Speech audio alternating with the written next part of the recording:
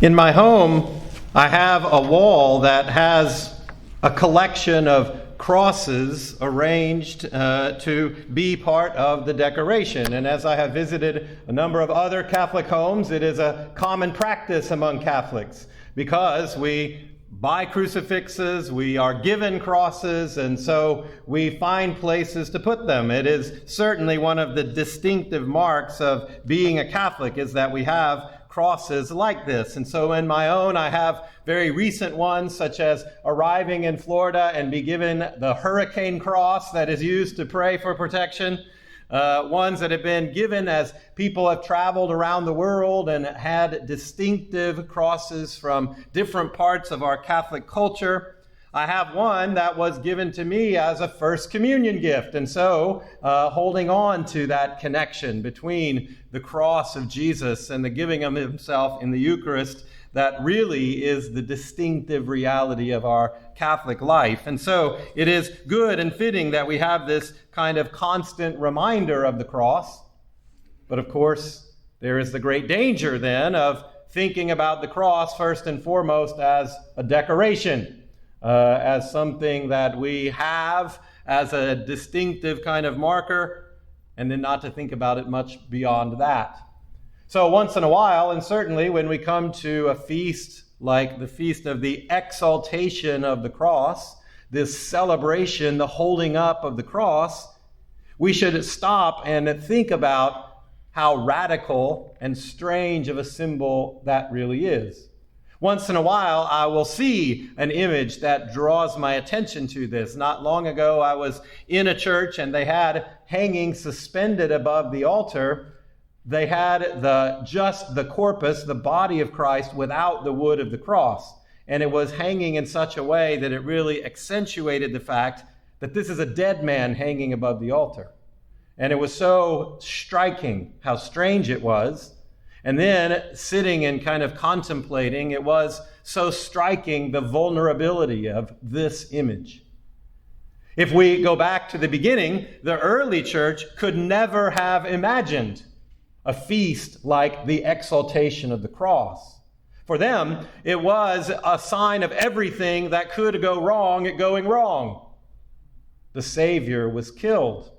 And the way he was killed was intentionally used by their Roman oppressors to be a symbol of their powerlessness, to treat someone in the worst imaginable way, to make them less than human. And so this was a symbol of all that was bad and wrong and oppressive in their lives. And so it took a while before the cross started to be an image that we would look to. So it's important for us to remember that from time to time. Not to say that we shouldn't use it, but to help us so that we overcome the kind of complacency that can come when we reflect on the cross, when we have the cross so much a part of our lives. It's also a strange symbol in our own time, as many of our Christian brothers and sisters of other denominations question, why do we feature the cross the way that we do? Why do we still have the body of Jesus on the crosses that decorate our churches? Do we Catholics somehow not realize that he has been raised from the dead? I remember being questioned in college by a friend of mine, very active in his church, and couldn't comprehend why it is that we would still have the body of Jesus when we know that he has been raised. So it's an important question for us, and a question that we should reflect on not only so that we can better explain ourselves as Catholics, but so that as Catholics we really understand the heart of the mystery that is the cross. When we talk about the cross, when we preach Christ crucified, we are trying to get at what does it mean to be a human being with a God who loves us so much that he became a human being, that he took on that flesh. In our readings for this Feast of the Cross, this is highlighted for us. A God who loves us so much that he gave everything for our sake.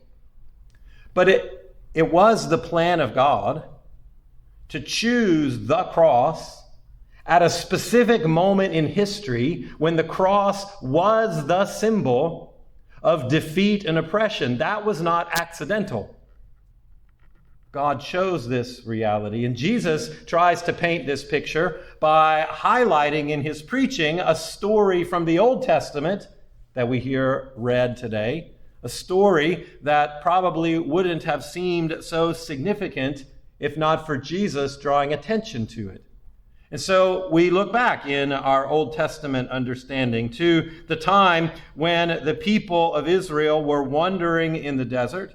God had rescued them from the slavery of Egypt, and so they thought that they were liberated, only to turn against God and find themselves wandering around in the desert, depending on God for every little thing, and then being miraculously cared for by this manna in the desert. But those Israelites displayed something that is an unfortunate part of the reality of human nature. We quickly take things for granted, and we quickly complain about things not being the way we want. And so there they were in the desert, God literally providing their very sustenance. And then it says, with their patience worn out by the journey, the people complained against God. We are disgusted with this wretched food. And so they become very self-centered. Turning away from the generous gift of God, they focus on themselves alone. And whenever we focus on ourselves alone, God has a tendency to leave us to our own devices. And so then all of the things that threaten us, that we don't realize are out there, the things God is protecting us from, well, then they come in. And in this case, it is these seraph serpents. And so they are no longer protected, and so they are bitten. But then when they cry out to God, he responds. He hears their cry. Despite their repeated failure, the love of God is such that God can only be faithful. But then, in order to save them from this act of selfishness, God holds up in front of them the worst thing that they can imagine. The very serpents that had been the cause of their latest difficulty, he says, okay, look directly at that. And in that, they found their healing and their restoration to the life of God. So Jesus, he, in his preaching, points back to that moment because he knows that the salvation the people are looking for is going to come to them in a way they don't like and they don't expect. And so he tells them this story to look at that because he knows that eventually he will say to them, the very worst thing in your life is going to be the means of your salvation, the way that you are redeemed. And so Jesus will then lift himself up on the cross. And in his lifting up of himself, in his laying down his life, in his giving himself entirely, he takes all of the worst of human reality, all of the hatred and suffering, all of the weakness and pain, and he claims it for himself because he and he alone is strong enough to overcome it. And so, even death, that he claims to himself cannot contain him because this man on the cross is God. And so he comes back from the fate of death. He comes back to offer the very salvation that the people hungered for. And he asks us to look at that cross. This is the work of salvation that we celebrate in our faith, that we celebrate every time we come and gather for Mass. But all of the work that Jesus did was not only to accomplish the work of redemption at a moment in time, as important as it is that in that particular time Jesus died and rose. The work of Jesus is always looking ahead, always looking to the present moment and to our lives. Because here we are followers of Jesus, not alive at that time, not directly experiencing what those first disciples of Jesus experienced, and yet we are precious, beloved to the Lord nonetheless. And so the Lord looked into the future. He looked into this moment and sees each of us because he desires that we can share in that work. But the way we share in that work, the way we participate now in the work of God, is the same way people of every time and place have shared in the work of God. We look at the cross and we bring to him the worst of our lives, the greatest sufferings. We join them to his suffering so that in sharing in the life of suffering, we can also share in the redemption that gives new life. And he asks us to look at these difficulties.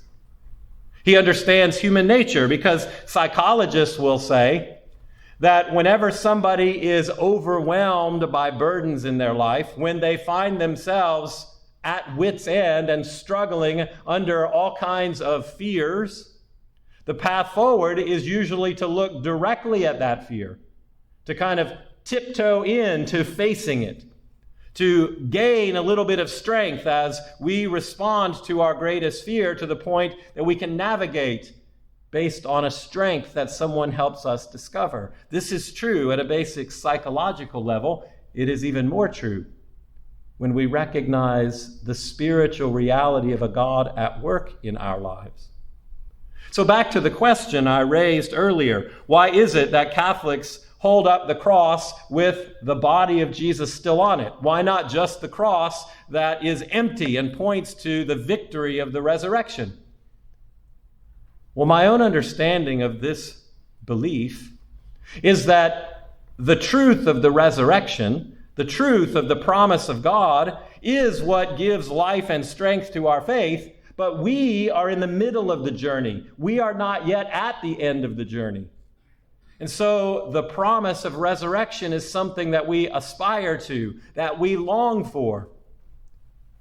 But at the moment, we're still on the journey.